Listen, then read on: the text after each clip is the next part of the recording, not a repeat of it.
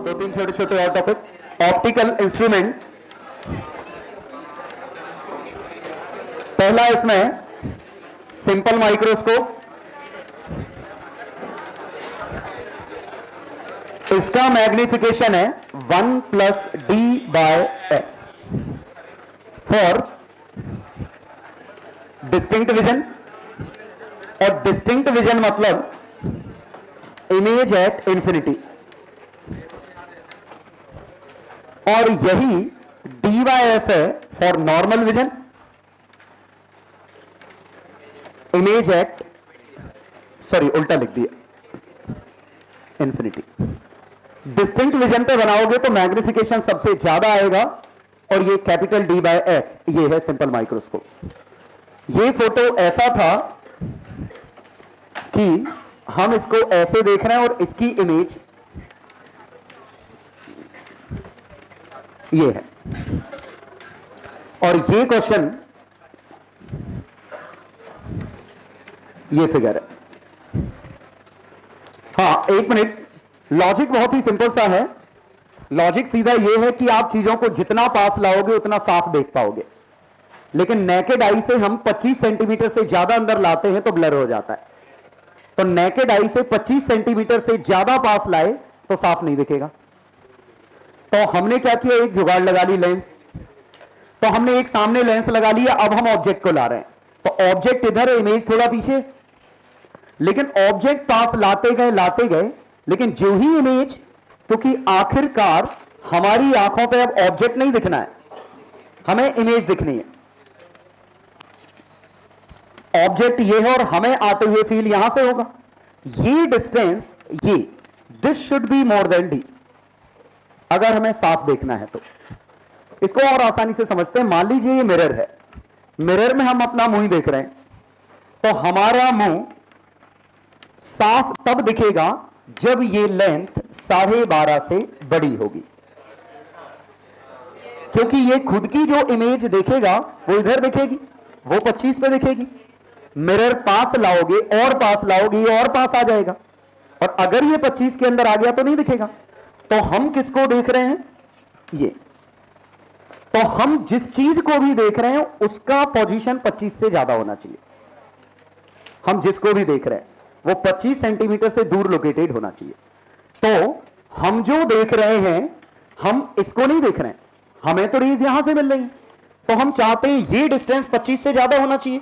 तो इसकी लिमिट क्या है, या तो जस्ट 25 होगा, या आप इसको दूर ले जाते जाओगे, ये दूर जाता जाएगा, और जो ही ये एफ पे होगा, और शायद समझ रहे हैं पहले में एफ के अंदर है, अगर आप इससे अंदर लाए तो ये डी के अंदर आ जाएगा, साफ नहीं दिखेगा, और बड़ा दिखेगा लेकिन साफ नहीं होगा।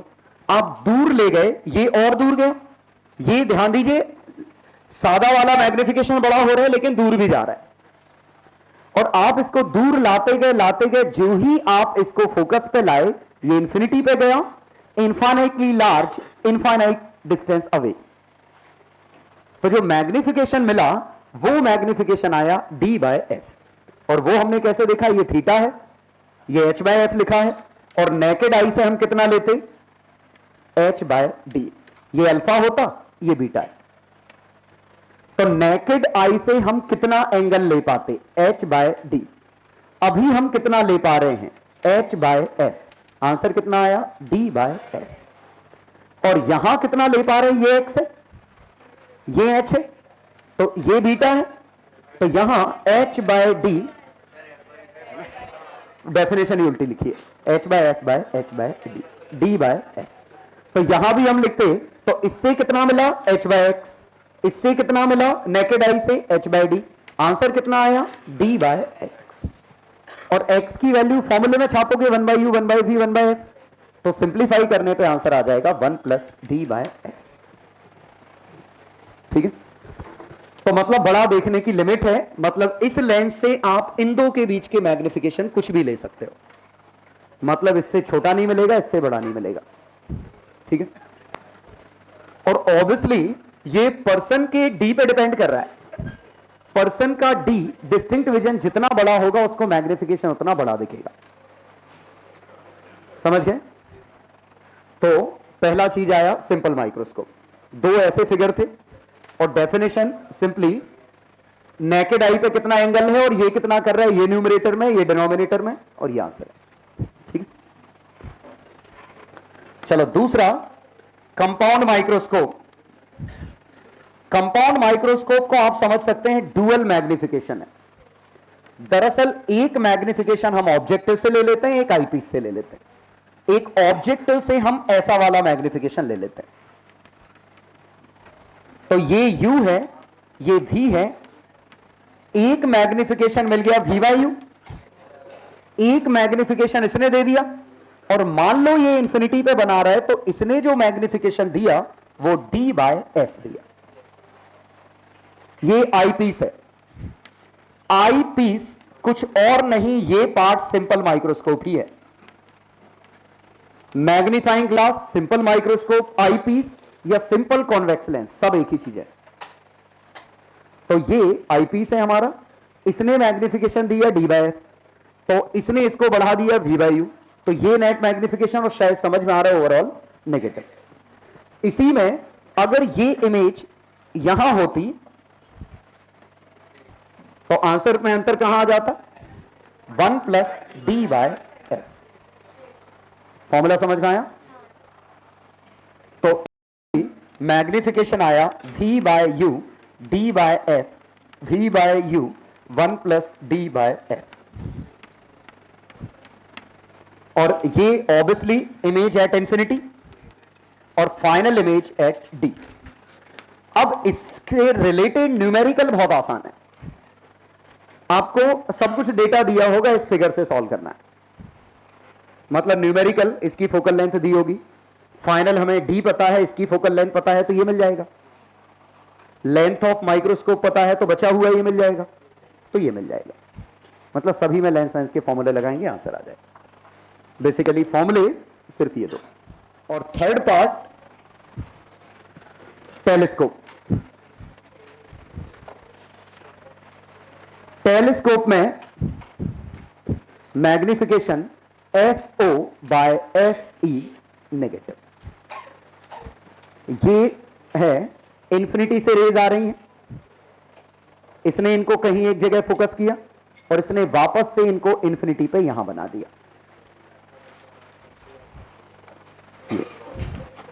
ये आई पीस है, ये ऑब्जेक्टिव पीस है। हम इसको ऐसे सोचते हैं, मैं तो ऐसे सोच लेता हूं, ये आई पीस का उल्टा काम कर रहा है। आई पीस क्या कर रहा है, इसको इंफिनिटी पे बना रहा है, इसको इंफिनिटी पे, तो इसका आंसर है D बाय F, और ये इंफिनिटी को इस पे, तो इसका आंसर FO बाय D। ये फील आया? D कट गए, तो आंसर आया FO बाय F। अब इसी से आप समझ सकते हैं, अगर ये इंफिनिटी पे ना बना के D पे बनाने की कोशिश करते, D पे बनाने की कोशिश करते, तो आंसर क्या आता, FO by D into 1 plus D by FE। ये समझ में आया? क्योंकि इसको तो इंफिनिटी से ही आएगा, आप ये नहीं बदल सकते। ये रेज कहां से आ रही है वो तो फिक्स है, टेलीस्कोप ही है, ये इंफिनिटी से आएगी, फोकस पे बनेगी, तो इसका आंसर तो FO बाय D आएगा। यहां आप इसको एडजस्ट करके आप डिस्टिंक्ट विजन पे भी इमेज बना सकते हो, इंफिनिटी पे भी बना सकते हो। इंफिनिटी पे बनाई होगी तो फोटो ऐसा होगा, डिस्टिंक्ट विजन पे बनाई होगी तो इसको थोड़ा मोड़ देना और ये डिस्टेंस D हो जाएगी। ये तीनों ऑप्टिकल इंस्ट्रूमेंट थे। ये इमेज एट इंफिनिटी। हां, कुछ ना दिया हो, एक मिनट, कुछ ना दिया हो तो हम नॉर्मल विजन के लिए सॉल्व करेंगे। अगर कुछ ही नहीं लिखा और सीधे मैग्निफिकेशन पूछा है, मतलब इसकी बात कर रहे हैं। किसी भी केस में कुछ ना दिया हो मतलब नॉर्मल विजन है। ऑब्वियसली सबके बाद एक एक पेज छोड़ना है, कैपेसिटर के बाद पेज छोड़ना पड़ेगा, और क्या। इसमें मेन है ये फिगर याद रखना कि जब हम सिंपल माइक्रोस्कोप में इमेज इंफिनिटी पे बनाएंगे तो हमें ये इंफिनिटी से आते हुए दिखेंगी, तो ये फोकल लेंथ F है और इसका मैग्निफिकेशन D बाय F है। और अगर हम इसको थोड़ा और पास ले आए, थोड़ा और पास ले आए, तो ये फोकस के अंदर चला गया और ये इमेज आ गई डी पे, इससे ज्यादा पास नहीं ला सकते थे। और अब हमें अगर चाहिए तो -1/-x plus 1/-d is equal to 1/f, 1/x is equal to 1/d plus 1/f। तो d/x is equal to 1 plus d/f। ये मैग्निफिकेशन का प्रूफ है इसका, ठीक है। और d/x क्यों है?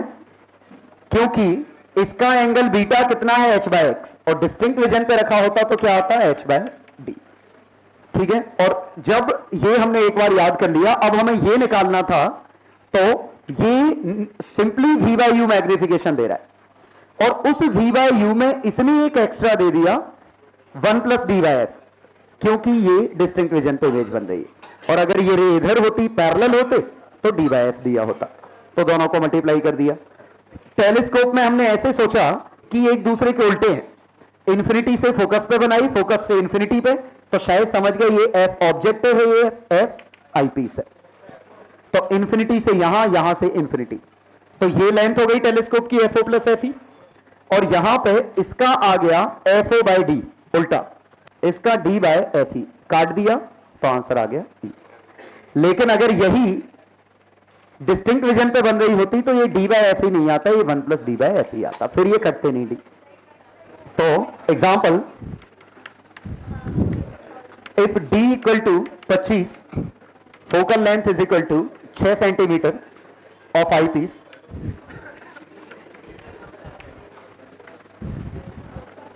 Location of object and image for distinct for normal vision.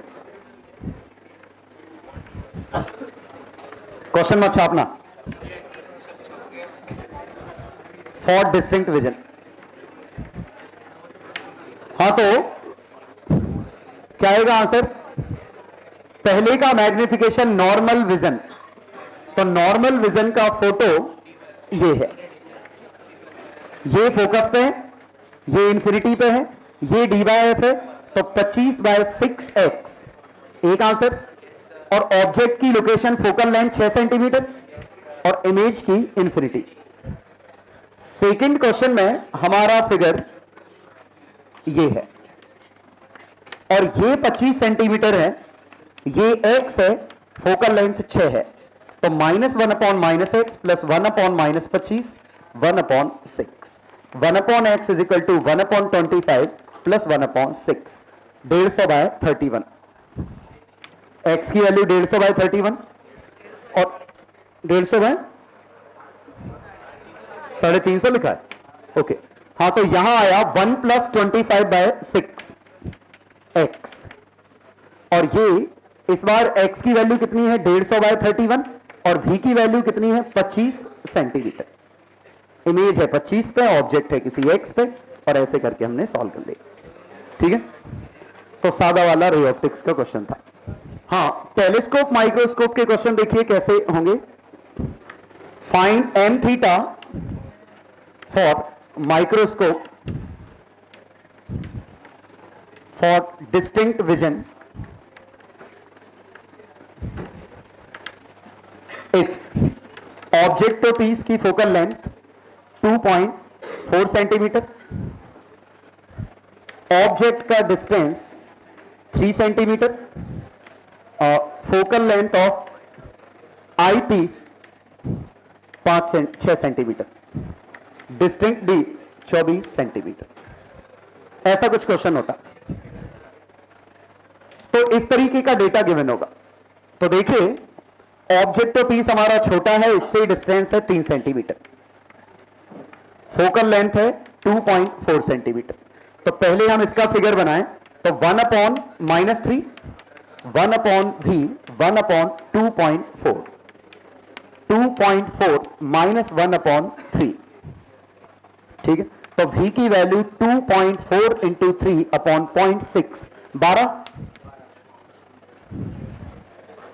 v की वैल्यू आ गई 12 सेंटीमीटर। क्या नहीं आई?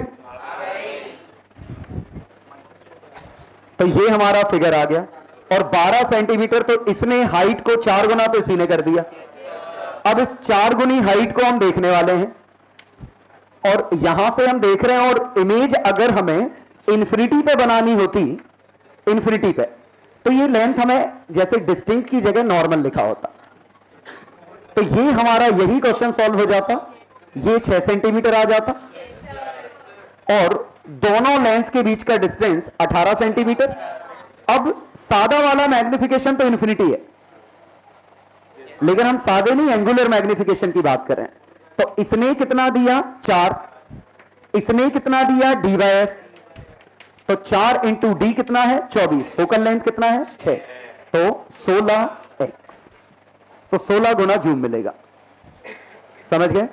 अगर इसी में ये इमेज कहीं डी पे मीट कर रही होती, समझ गए, तो यहां 1 प्लस 24/6, कोई दिक्कत तो नहीं, तो 20x, तो 20 गुना जूम मिलेगा, कोई दिक्कत तो नहीं। हां, बस ये फिर 6 नहीं होगी, ये कुछ x होगी, ये होगी हमारी 24, x हमें इससे निकालना पड़ेगा। समझ गए? तो शायद समझ में आ गया होगा। तो अगर लेंथ ऑफ माइक्रोस्कोप पूछा जाए तो ये gap he length of microscope है, दोनों लेंस के बीच का डिस्टेंस। मतलब फिगर बहुत जरूरी है बना पाना, कि अगर आप फिगर बना पा रहे हो तो कोई भी क्वेश्चन कर लो। और टेलीस्कोप के लिए simply, telescope objective piece 60 centimetre, आई पीस 6 सेंटीमीटर, और for distinct vision also find length of telescope. तो ऑब्जेक्ट टू पीस बड़ा है, रेज आ रही है यहां से, और ये रेज कहां पे मीट करेंगी 60 सेंटीमीटर पे, और ये 60 सेंटीमीटर इसके लिए इनपुट का काम करेगा, 6 नहीं, डिस्टिंक्ट विजन लिखा है, 6 से कम होगा, ये x होगा, क्योंकि ये वाली लेंथ 24 होगी, d मान लिया मैंने 24 है, तो x निकालूं तो -1 upon -x, 1 upon -24, 1 upon 6, 1 upon x is equal to 1 upon 24 plus 1 upon 6, 4 24/5। आ गया समझ में? तो ये 4.8 सेंटीमीटर ये है, तो लेंथ ऑफ टेलीस्कोप 64.8 सेंटीमीटर। अब चाहिए मैग्निफिकेशन, इसने इंफिनिटी को इस पे लाया, सादा वाला मैग्निफिकेशन तो 0 है, लेकिन हम उसकी बात नहीं कर रहे हैं, इसका एंगुलर, तो ये आएगा f बाय डी, और फोकल लेंथ कितनी है 60, d कितना है 24, into D 1 plus D by F E. आ गया समझ में? तो 60/24 इंटू 5, समझ गए? 12.5। क्या नॉर्मल? नॉर्मल विजन के लिए बात करते तो ये 1 नहीं आता, 1 नहीं आता, 10 आ जाता आंसर, लेंथ ही बदलती। नॉर्मल विजन के लिए बात करते तो मैग्निफिकेशन आता 10, सीधे इन दो का रेशो 10x, और लेंथ आती 60 प्लस 6, 66 सेंटीमीटर। अभी लेंथ 64.8। रियलिटी ये है कि एक्चुअली ये बीटा बाय अल्फा है, और वो ज्योमेट्रिकली ऐसे निकलता है और फॉर्मूला ये बन जाता है। मैंने ये समझ लो याद करने का तरीका बता दिया है, ठीक है, कि हमने इसका इक्विवेलेंट मैग्निफिकेशन इसका उल्टा मान लिया, तो एफ बाई डी आ गया, उसका आ गया। अदरवाइज सही तरीका तो ये है कि बीटा यहां से देखो, ठीक है, और अल्फा यहां से देखो एच बाई डी, तो अल्फा है एच बाई डी, और बीटा कितना है, ये जो हाइट आती, ठीक है, एच डैश बाय एक्स, ऐसे करते हैं, और बीटा यहां से, ठीक है, और ये अल्फा की वैल्यू ये है, यहां अल्फा ये होता है, ऐसे सोच लो, ये ज्यादा आसान है। अल्फा ऐसे सोच लो, तो यहां मैग्निफिकेशन आता बीटा बाय अल्फा, क्योंकि h बाय डी डिनोमिनेटर में ये करना असंभव है। टेलीस्कोप से हम जिन चीजों को देख रहे हैं उनको डिस्टिंक्ट विजन पे तो रख नहीं सकते, इसीलिए डिनोमिनेटर में ये अल्फा नहीं आता। डिनोमिनेटर में अल्फा कौन सा आता है, जो सीधे सबटेंड हो रहा है, तो ये अल्फा है, ये बीटा है, इन दोनों का एंगल का रेशियो निकालना। अब ज्योमेट्री, और वो रेशियो कैसे निकलेगा, यहां कितना है 60 बाय 4.8 आ गया 12.5। मतलब टेलीस्कोप के केस में अल्फा और बीटा यहीं दिख जाते हैं फिगर में, माइक्रोस्कोप के केस में अल्फा कहीं और है। माइक्रोस्कोप के केस में अल्फा यह है कि नेकेड आई से कितना मिलता, अब नेकेड आई से कितना मिलेगा अल्फा, इससे बड़ा तो, क्योंकि आपके पास ये डिस्टेंस बदलना अलाउड नहीं है, तो यहां अल्फा ये है, बीटा ये, और उधर अल्फा की डेफिनेशन कुछ और थी। ठीक है, अगला डिस्कशन इसमें है ह्यूमन आई। इसमें short sightedness, myopia. Short sightedness का केस कौन सा है, जब पास का दिख रहा है दूर का नहीं दिख रहा है, मतलब नियर पॉइंट आपका सही है 25, लेकिन फार पॉइंट आपका इंफिनिटी होना चाहिए लेकिन इंफिनिटी नहीं है।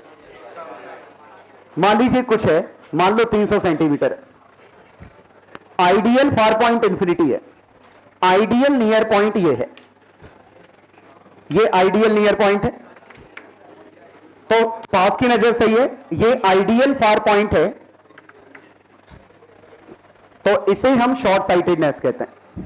इसको ठीक करना है तो नियर पॉइंट बदलने की जरूरत नहीं, आपको करेक्शन यहां चाहिए, करेक्शन यहां चाहिए। इसका मतलब एक ऐसा चाहिए जो इनको आपस में रिलेट करे, इनको रिलेट करने वाला lens, lens which relates these, और वो है आंखों तक जो इनपुट जाएगा वो ये है, ये अपने आप समझ में आ जाएगा, देखिएगा अच्छे से। दूसरा लॉन्ग साइटेडनेस, लॉन्ग साइटेडनेस में नियर पॉइंट 25 नहीं है, मान लो 40 है, फार पॉइंट इंफिनिटी है, तो ये सही है, नियर पॉइंट गड़बड़ है, तो lens relates these two, relates these two. इसका मतलब वो क्या कर रहा है, 40 की वैल्यू को 25 पे ला रहा है, जो भी है, एक मिनट, ऐसा इनको आपस में रिलेट कर रहा है, तो वो तो अपने आप समझ में आ जाएगा कौन सा 25 है कौन सा 40 है। ये 25 है, ये 40 है, अभी समझ में आ जाएगा ये पूरा। अब देखिएगा इसके बाद, ध्यान दीजिएगा, हमारी आंखों तक रेज कौन सी पहुंची, 300 से, मतलब इंफिनिटी की चीजें हमें देखनी है, लेकिन आंखों ने कहा हमें तो तभी दिखता है जब 300 के अंदर हो, तो इसने कहा मैं इंफिनिटी को 300 पे पटक देता हूं। इंफिनिटी को उठा के इस लेंस ने 300 पे पटक दिया, ये खुश हो गया कि 300 के अंदर का तो हमें दिखता था, ये फील आया। अब यहां देखिए, इनने कहा कि 40 से ऊपर का हमें दिखता है साफ, और हमें देखना था 25 वाला, तो वो जो 25 को 40 पे फेंक दे, 25 को 40 पे फेंक दे, तो ये हम देखना चाह रहे हैं, लेकिन हम जब इस तक पहुंचा तो ये ऑब्जेक्ट हमें यहां मिला, पक्का समझ में आया।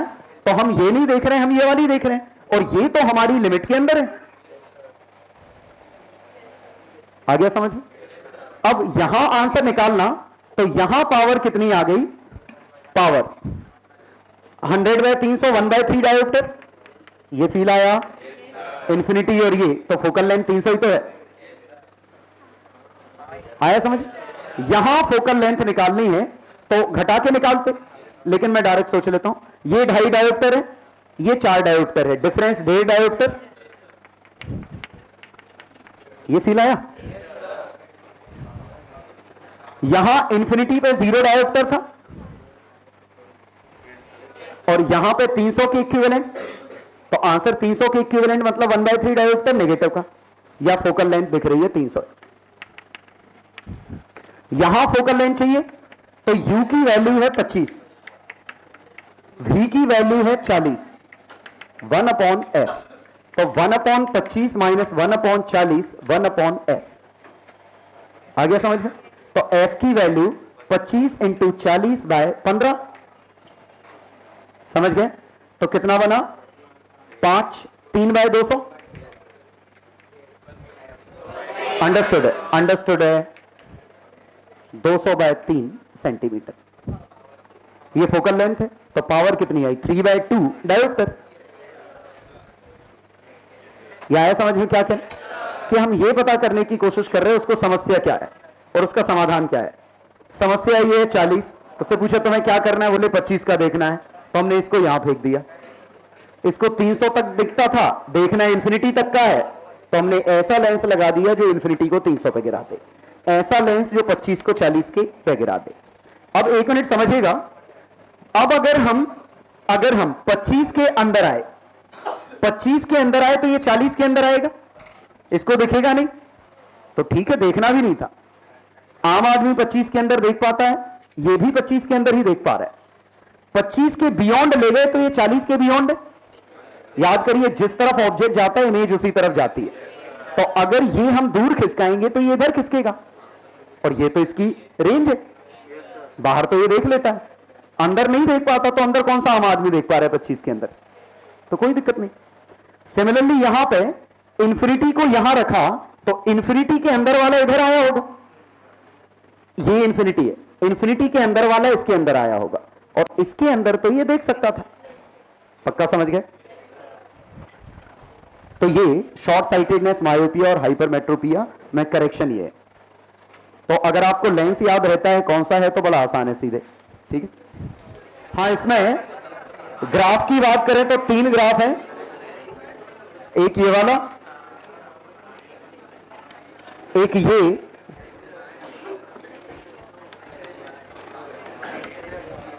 ये तो एक्सरे के लिए ग्राफ्स,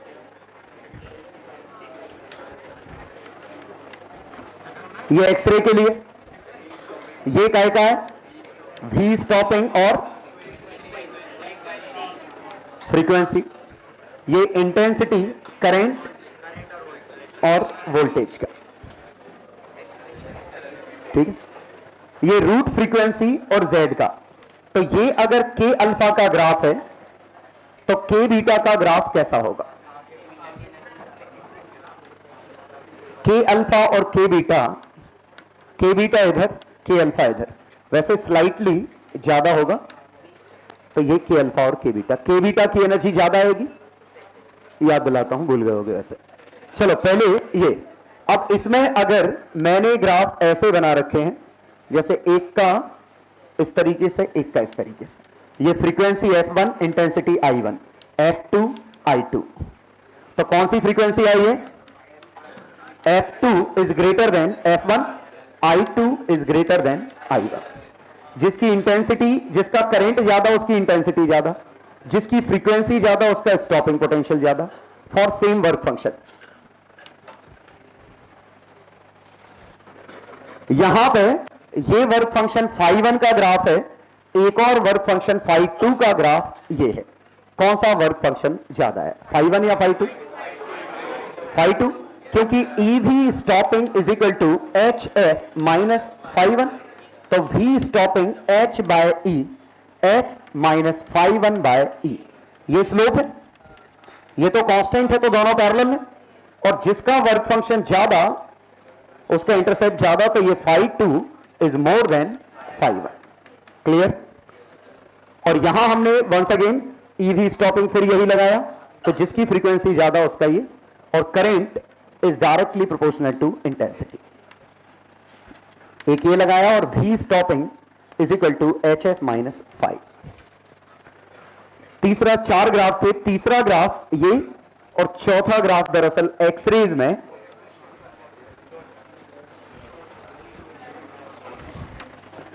कौन सा के अल्फा है, कौन सा के बीटा? Intensity lambda. वैसे एक लैम्डा कट ऑफ भी आएगा, ये लैम्डा मिनिमम। चल, यहां लैम्डा मिनिमम कितना था? 12400 बाय V एक्सीलरेटिंग। और के अल्फा और के बीटा में किसकी एनर्जी ज्यादा है? अब के बीटा क्या है?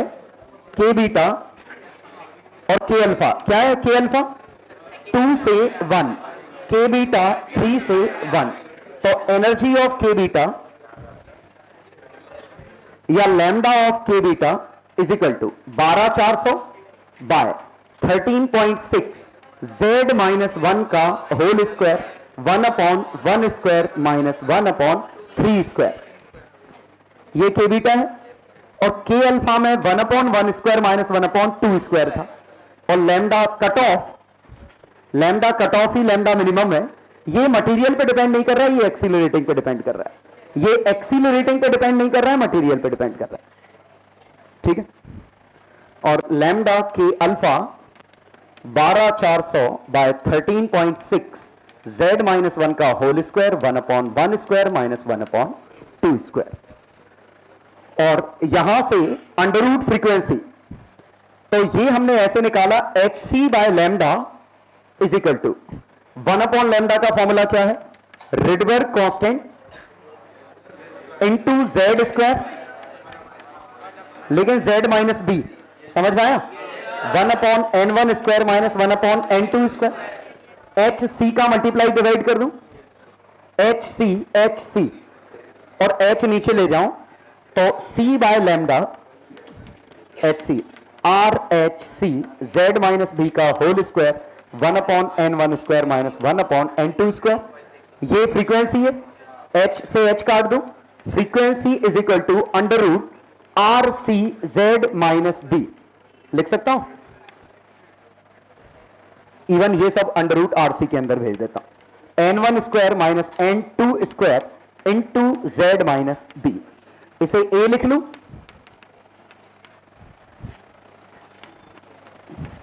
Under root frequency is equal to a times z minus B.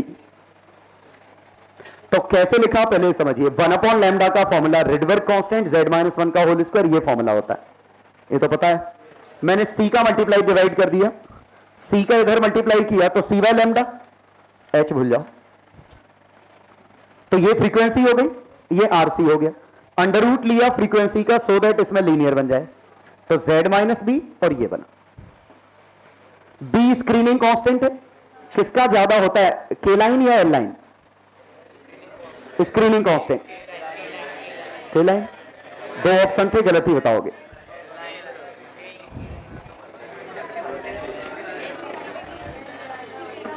के एल एम जो भी है, ये के लाइन्स है, ये एल लाइन्स है।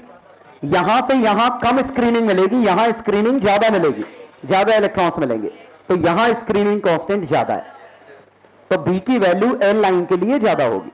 मतलब एल लाइन यहां कहीं बनेगी, एल अल्फा एल बीटा, ठीक है। और ये n1 स्क्वायर और n2 स्क्वायर, ये तो जैसे के अल्फा के लिए 1/1 स्क्वायर माइनस 1/2 स्क्वायर, के beta 1/1 square minus 1/3 square, L alpha 1/2 square minus 1/3 square. हाँ क्या, कौन सी, सॉरी ये एल लाइन सी है, एल लाइन ही है। यहां इलेक्ट्रॉन्स ज्यादा है ना, तो स्क्रीनिंग यहां ज्यादा है। ये के अल्फा है, ये एल अल्फा है, ये के बीटा है। जो के पे गिर रही है वो के लाइन्स है, जो एल पे गिर रही है वो एल लाइन्स है, जो एम पे गिर रही है वो एम लाइन्स है, ठीक। हाँ, तो इसमें एक तो फॉर्मूला आया under root frequency a times z minus B, और दूसरा इन सबके रिजल्ट।